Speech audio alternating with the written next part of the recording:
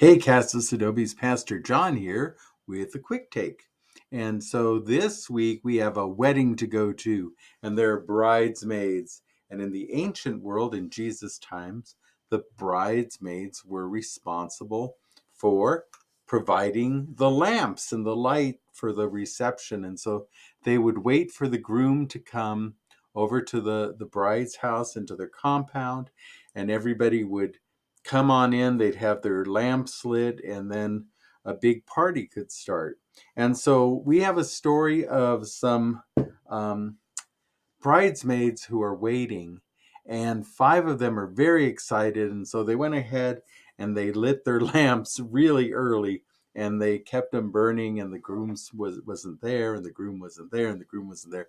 Time went on, and pretty soon, hey, look over there, the groom's coming.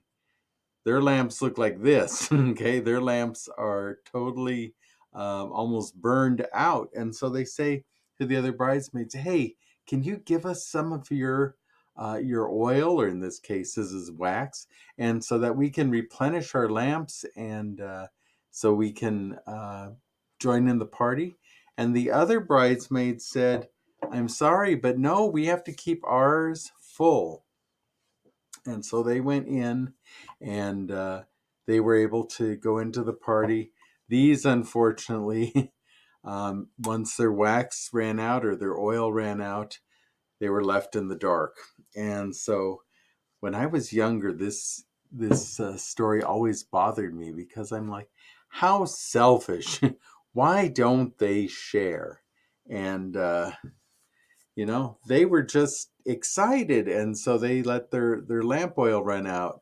And these guys have plenty. Why don't they share? We're supposed to share, right?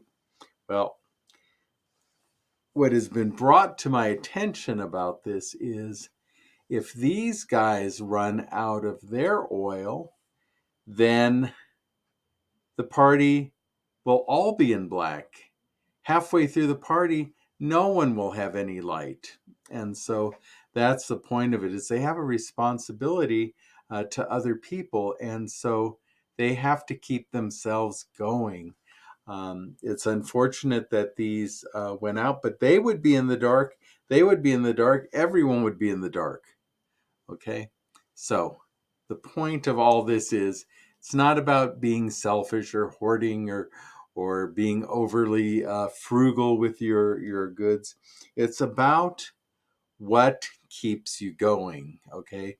Do you want to just kind of burn out right away and have nothing left?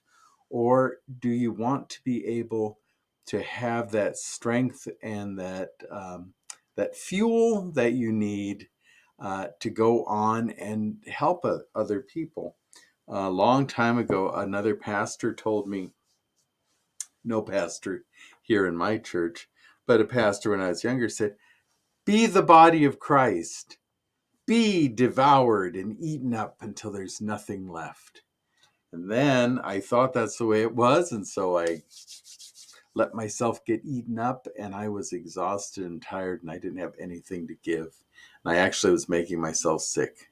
And then another pastor told me, John, it's not about being devoured or being the body of Christ, because if you're devoured, there's nothing left.